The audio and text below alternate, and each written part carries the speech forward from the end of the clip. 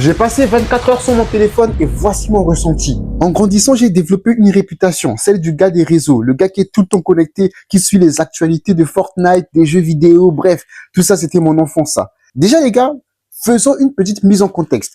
8 heures du matin, mon réveil il sonne, tac, on arrête le réveil et qu'est-ce qu'on fait? On va se regarder 3 petits TikTok, 3-4 petits TikTok afin de s'informer, tu connais hein? Faut toujours regarder l'actualité, tu connais hein? Faut toujours s'informer. Allez, hop, on se met à scroller, 1, 2, 3, 4, 5, 20, 40 minutes plus tard, on a fini de scroller, on est totalement paumé. Ensuite, je me réveille, je sors de mon lit, hop, je vais me préparer, direction l'école, ainsi de suite. La journée passe, je reviens dans le train, tu scrolles, tu arrives à la maison, tu fais à manger, tu manges, tu regardes un manga, tu révises tes cours et tu t'endors, et ainsi de suite. C'est ça la boucle de toute une vie. Est-ce que c'est vraiment ça que je voulais, cette vie-là? Moi, je me suis posé la question, et tu vas voir ma réponse et elle va complètement te choquer. Alors, mon désir maintenant était en fait de créer mon groupe, ma petite communauté, tu vois, mes gavas, mes abonnés, ça, ce sont mes gavas, tu vois. Genre, je fais une vidéo, je vois mes gavas en commentaire qui viennent et qui répondent, tu vois.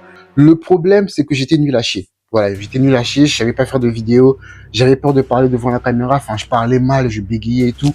J'étais nul pour faire des vidéos, nul pour faire des miniatures, mes vidéos ne faisaient pas de vues. Donc, à force de réfléchir sur ma vie, à force de réfléchir sur moi et tout, j'ai commencé à me donner des challenges de plus en plus fous, on va dire. Comme faire 24 heures sans téléphone.